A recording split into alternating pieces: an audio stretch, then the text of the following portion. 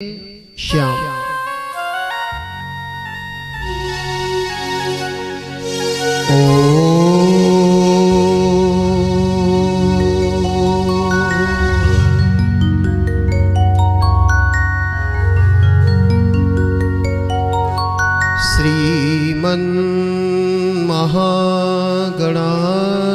श्रीमन्महागणाधिपतये नमः। श्रीलक्ष्मी नारायणाभ्यां नमः। श्रीमातृपितृगुरुचरणकमलेभ्यो नमः। अस्मद्गुरुभ्यो नमः। अस्मद् परमगुरुभ्यो नमः। अस्मद् परात्परगुरुभ्यो नमः। अस्मद्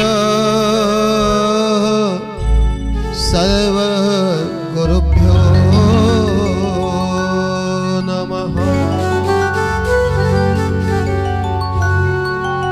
सच्चिदानन्दरूपाय विश्वोत्पत्त्यादिहेतवे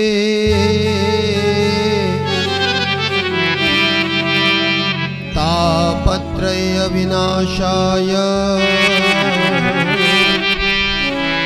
श्रीकृष्णाय वयं नमः। यं प्रव्रजन्तमनुपेतमपेतकृत्यं द्वैपायनो विरह कातरया जुहाव।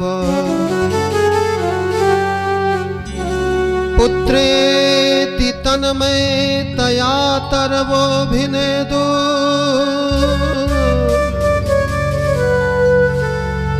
तं सर्वभूतहृदयं मुनिमानतोऽस्मि।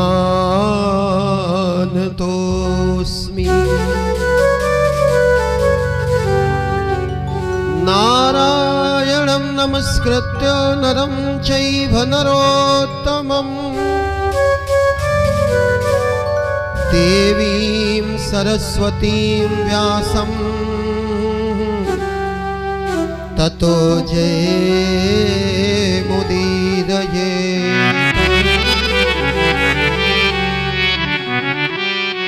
रामाय रामभद्राय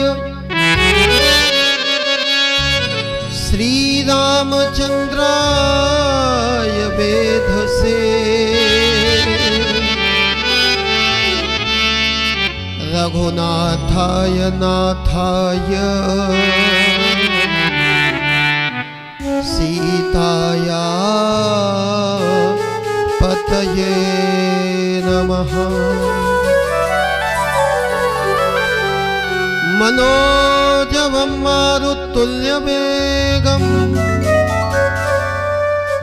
जितेन्द्रियं बुद्धिमतां वरिष्ठं वातात्मजं वानरयूथमुख्यं श्रीरामदूतं शरणं प्रपद्ये। सानन्दमानन्दकरप्रसन्नं ज्ञानस्वरूपमनिजबोधमूलम् योगीन्द्रमीशमभवरोगवैद्यं श्रीमद्गुरुं नित्यं नमाम्यहम्। जयति जयति जय शारदे विनती हो स्वीकार। वीणा को झनकार दे, मानस भवन पधार। आइए हनुमंत जी विराजिए, मैं कथा करूं मति अनुसार। प्रेम सहित आसन धरो, पधारिए पवन कुमार। एक भरोसो एक बल, एक आस विश्वास। एक राम घन श्याम हित, जातक तुलसी दास। सब द्वारन को छोड़ के, मैं आया तेरे द्वार। हे राधा माधव प्रभु, निक मेरी ओर निहार। प्रातः स्मरणीय परमाध्यक्ष आनंद कंद द्वंद निकंद भक्ति गुरु चंद्र लीलावतार परम पिता परमात्मा, अकारण अपने भक्तों के ऊपर करुणा के रस का वर्षण करने वाले अकारण करुणालय भगवान बालकृष्ण एवं उनकी अभिन्न शक्ति भगवती महामाई राधा रानी, नीलकंठ मृत्युंजय शशिधर डमरूधर पिनाकधर भूत भावन प्रियंकर भगवान शंकर, ग्राम देवता स्थान देवता वास्तु देवता 33 कोटि देवी देवताओं के चरणों में मेरा कोटि कोटि अर्चन वंदन नमन स्तवन प्रणाम स्वीकार हो। इस श्रीमद् भागवत महापुराण के द्वितीय दिवस में पधारे हुए आप सभी प्रेमी श्रोताओं के हृदय में विराजमान मेरे सीताराम जी को, मेरे राधे श्याम जी को, सी राम मैं सब जग जानी, करो प्रणाम जोरी जुग पाणी। सभी प्रेमी श्रोताओं को भी मेरा प्रणाम।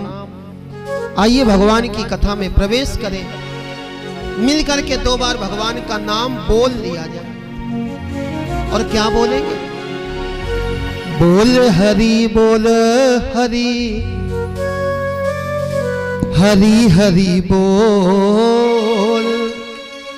बोल हरि बोल हरि, हरि हरि बोल। केशव माधव गोविंद, केशव माधव हरि हरि बोल।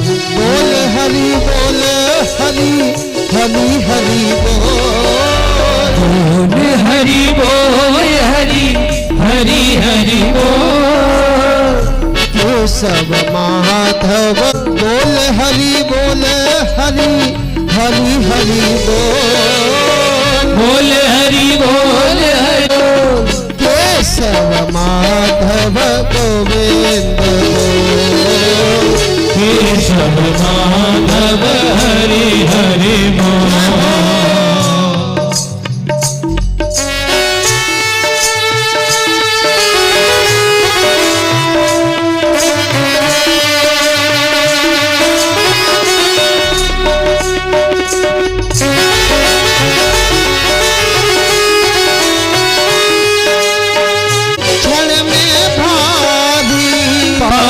कटेंगे क्षण में भारी, नाम प्रभु का है हितकारी, नाम प्रभु का है हितकारी। पाप कटेंगे क्षण में भारी, पाप कटेंगे क्षण में भारी। नाम प्रभु का है सुखकारी, नाम प्रभु का है सुखकारी। पाप कटेंगे तेरे क्षण में भारी, पाप कटेंगे तेरे क्षण में भारी।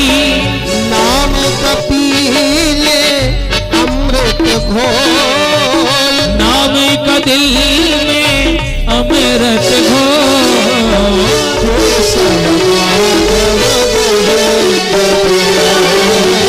केशव माधव हरि हरि बोल।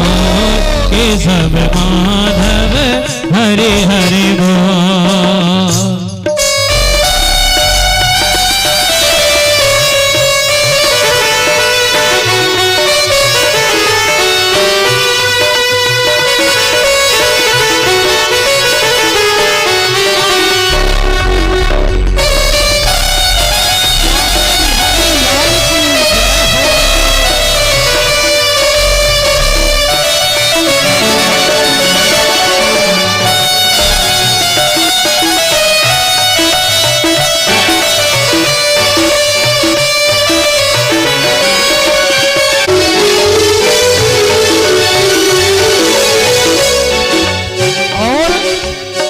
सबली अहिल्या सदन कसाई।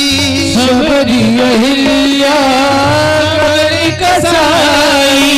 सबली अहिल्या सदन कसाई। सबरी अहिल्या सदन कसाई। नाम जपन से मुक्ति पाही।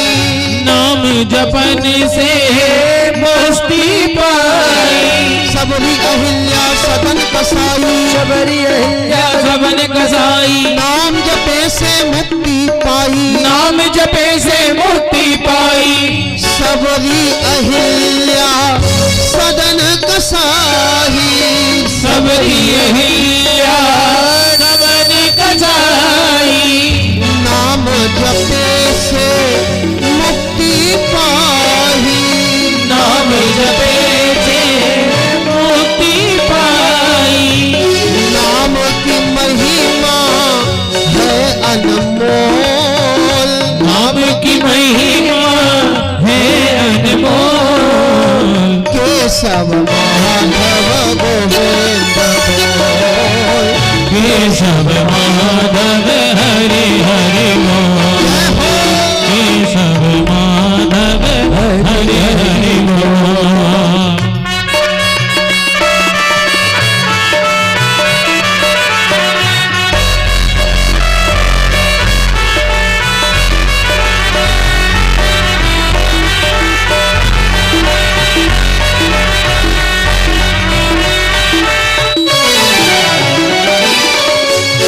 एक माता जी ने पूछा, बोले महाराज जी ये हनुमान चालीसा हम पढ़ सकते कि नहीं पढ़ सकते? लोग पूछते हैं क्या पढ़ सकते क्या नहीं पढ़ सकते। भैया भगवान का नाम कोई भी ले सकता है और हनुमान चालीसा में स्वयं लिखा, जो यह पढ़े हनुमान चालीसा। जो यह पढ़े हनुमान चालीसा। यहाँ ये नहीं लिखा को यह पढ़े, कौन पढ़े, कोई भी पढ़े, जो यह पढ़े हनुमान चालीसा। और ऐसे ही भगवान का नाम, राम नाम के सब अधिकारी। राम नाम के सब अधिकारी। बालक वृद्ध युवा नर नारी।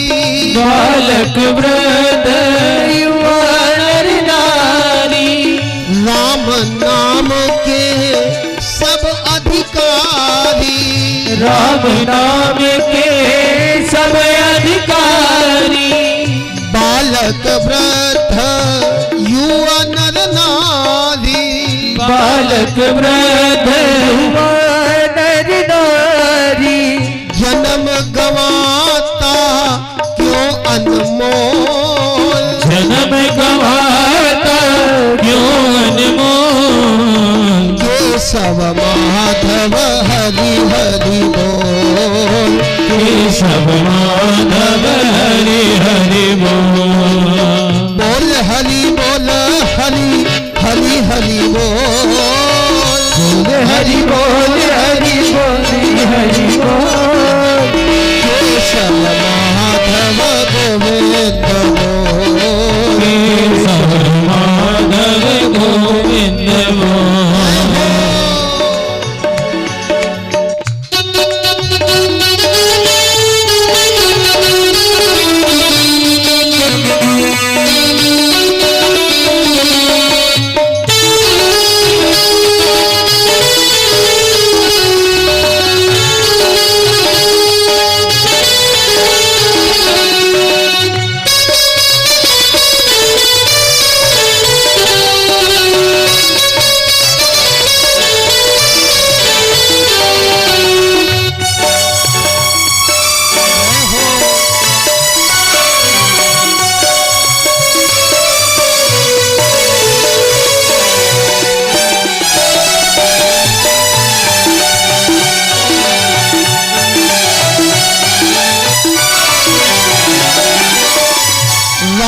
भजन बिन मुक्ति न होवे, राम भजन बिन मुक्ति न होवे, राम भजन बिन मुक्त न होवे, राम भजन बिन मुक्ति न होवे, हीरा जन्म तू व्यर्थ में खोवे, हीरा जन्म तू व्यर्थ में खोवे, राम भजन बिना मुक्ति न होवे, हीरा जन्म व्यर्थ में खोवे।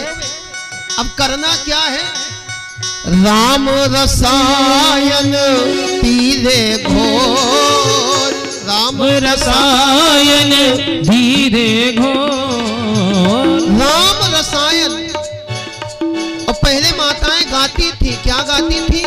राम नाम लड्डू गोपाल नाम घी, राम नाम रटू गोपाल लागी, राम नाम लड्डू गोपाल नाम घी, राम नाम रटू गोपाल नाम घी, हरि नाम मिश्री तू घोल घोल पी, हरि नाम मिश्री तू घोल घोल पी, राम रसायन पीले घोल, राम रसायन पीले घोर, केशव माधव हरि केशव माधव हरि हरि बोल, माधव हरि हरि, केशव माधव हरि हरि बोल, हरि बोले हरि हरि हरि बोल, बोले हरि बोल हरि हरि हरि बोल, केशव माधव गोविंद बोल, केशव माधव हरि हरि बोल, केशव माधव हरि हरि बोल, माधव हरि हरि बोल,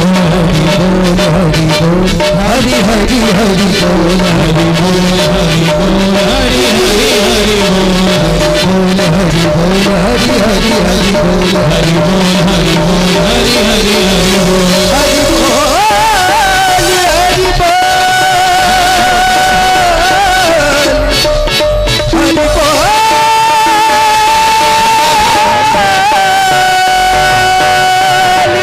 बोल हरि बोल,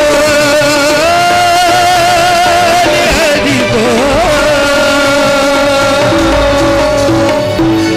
बोलिए वृंदावन बाके बिहारी लाल की जय हो राधा माधव सरकार की जय हो श्रीमद् भागवत महापुराण की जय हो, जय जय श्री राधे जय जय श्री राधे श्याम। आइए प्रवेश करें द्वितीय दिवस की कथा की ओर। प्रथम दिवस की कथा में भागवत जी की महिमा को श्रवण किया।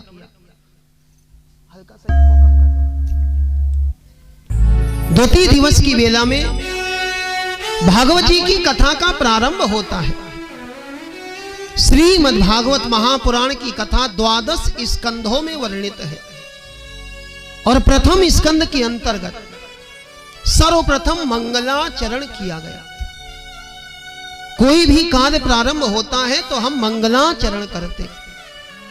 ये मंगलाचरण किसको कहते हैं? केवल हाथ जोड़ करके भगवान का ध्यान कर लेना ये भी मंगलाचरण है, लेकिन केवल इतना कर लेना ही मंगलाचरण नहीं है। मंगलाचरण का अर्थ होता है हमारे आचरण ही मंगलमय बन जाए।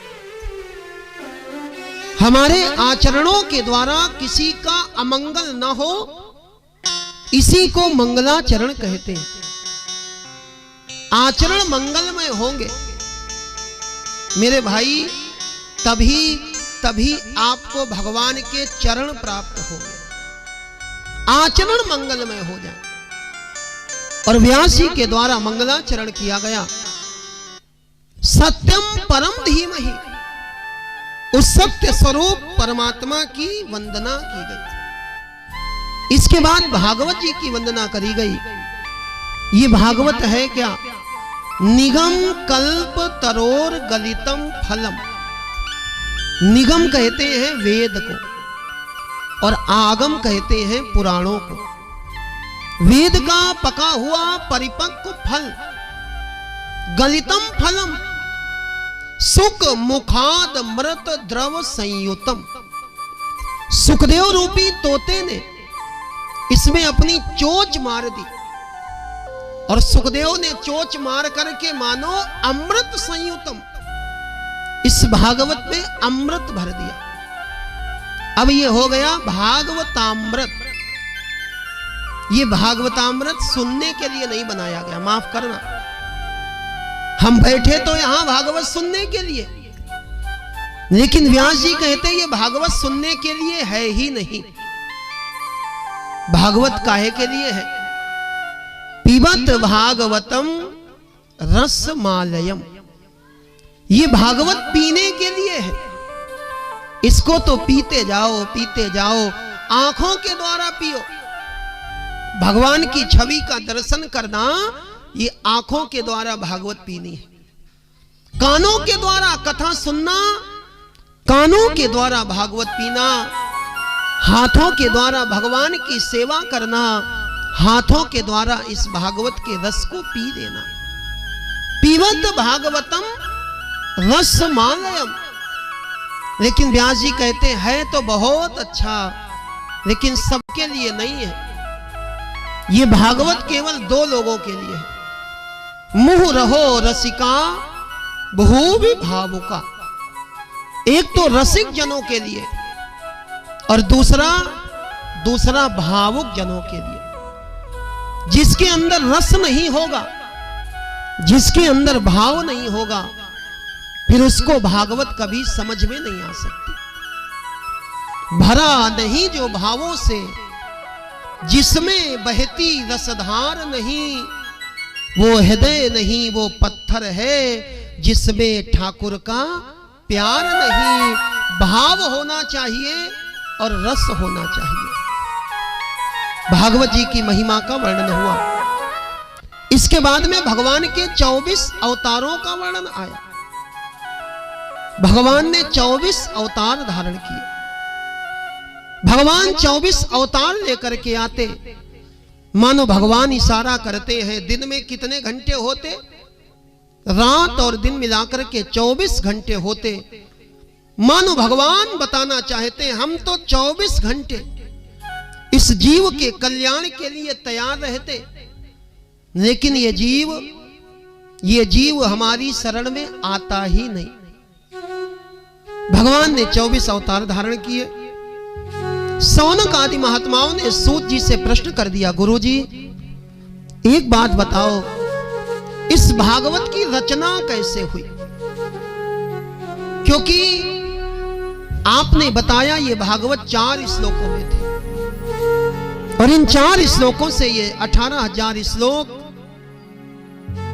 सूत जी कहते सौनकादि महात्माओं एक बार की बात है, एक बार व्यास जी महाराज बद्रीनाथ के और ऊपर व्यास गुफा, जहां से सरस्वती नदी का उद्गम हुआ, व्यास जी महाराज अपने आश्रम पर बैठे थे। इन्होंने विचार किया कलयुग आने वाला है और इस कलयुग में कलयुग के जीव की स्थिति क्या है पता है? कलयुग के जीवों की स्थिति बड़ी विचित्र है। किसी व्यक्ति का भाग्य खराब हो और बुद्धि अच्छी हो तो काम चल जाएगा। किसी की बुद्धि खराब हो, भाग्य अच्छा हो, किसी करोड़पति के घर में पैदा हो जाए तो जीवन यापन हो जाएगा। लेकिन कलयुग का जीव बोले मंद भाग्य हपुद्रुता। कलयुग के जीव की बुद्धि भी मंद हो गई है और कलयुग के जीव का भाग्य भी मंद हो गया। व्यास जी ने विचार किया ये जो वेद है, इन वेदों का ज्ञान सबको हो नहीं पाएगा। और जिनको वेदों का ज्ञान होगा भी तो वो वेदों के भाव को समझ नहीं पाएंगे। व्यास जी ने वेद के 4 भाग कर दिए, ऋग्वेद, यजुर्वेद, सामवेद और अथर्ववेद। इतिहास पुराण नाम का 5वां वेद महाभारत बनाया। और महाभारत में 1 लाख श्लोक। और मेरे भाई महाभारत भी पढ़नी चाहिए। वैसे कुछ लोगों की मान्यता है जहां महाभारत होती है वहीं महाभारत भी होती है। मतलब एक माता जी एक संत को अपने घर ले गई, बोली महाराज आप हमारे घर चलो, हम आपको कुछ देना चाहते हैं। संत माता जी के घर पधारे, माता जी ने संत को भोजन कराया। बोले महाराज वो भगवान की अलमारी में नीचे जो पुस्तक रखी है वो आप उठा लो। संत बोले माता जी नियम तो ये है जो देना हो अपने हाथ से दो। ये माता जी बोली महाराज वो पुस्तक हम देना तो चाहते लेकिन छूना नहीं चाहते। क्यों? क्योंकि वो महाभारत है और हमने सुना है अगर महाभारत छू लो तो महाभारत होती है। मेरे भाई ये जो महाभारत है ना इसको पढ़ना चाहिए। इस महाभारत के अंदर बहुत सारे जीवन के सूत्र मिलते हैं। ये महाभारत हमको सदैव असत्य से सत्य की ओर जाने का संदेश देती है। ये महाभारत की कथा हमको आपको बताती है कि किस प्रकार विपरीत परिस्थितियों में भी व्यक्ति को अपना धैर्य नहीं छोड़ना चाहिए। किस प्रकार जब पांडवों का सब चला गया उसके बाद भी उन्होंने भगवान पर भरोसा किया तो पांडवों का सब वापस आ गया। व्यास जी ने महाभारत की रचना करी लेकिन इतना करने के बाद भी इनको शांति नहीं मिली। और ये जो शांति है ना ये जल्दी मिलती भी नहीं। इस शांति की खोज में व्यास जी महाराज ने आंख बंद करी और जैसे ही आंख बंद करी इनकी आंखों में आंसू आ गए। जो अंदर का दुख था वो बाहर प्रकट हो गया। व्यास जी महाराज रो रहे थे, भगवान नारायण को चिंता हो गई क्योंकि ये व्यास जी भी भगवान के 24 अवतारों में एक अवतार है। व्यास जी ने इशारा किया, नारायण नारायण कहते हुए नारद जी पहुंच गए। नारद जी ने कहा महाराज कुतस चिंता तुरो भगवान, आपको किस बात की चिंता? व्यास जी कहते नारद जी हमको भी नहीं पता कि हमको चिंता किस बात की। अच्छा कुछ चिंताएं तो जायज होती हैं और कुछ चिंताएं लोग जबरदस्ती की करते। व्यास जी कहते हमें नहीं पता। नारद जी ने कहा व्यास जी अगर आपको शांति पाना है तो फिर आपको एक ऐसा ग्रंथ लिखना पड़ेगा जिसको सुनने के बाद, जिसको पढ़ने के बाद जीव के हृदय में भगवान की भक्ति जाग जाए। भगवान की भक्ति पाने वाला ग्रंथ लिखो। नारद जी के द्वारा यहां व्यास जी को चतुर श्लोकी भागवत सुनाई गई। व्यास जी ने पूछ लिया नारद जी ये भगवान की भक्ति मिलती कैसे? जीव भगवान की ओर जाता कब है? नारद जी कहते परमात्मा को अगर पाना हो तो परमात्मा को पाने के लिए पहले किसी महात्मा की शरण में जाना पड़ेगा। बिना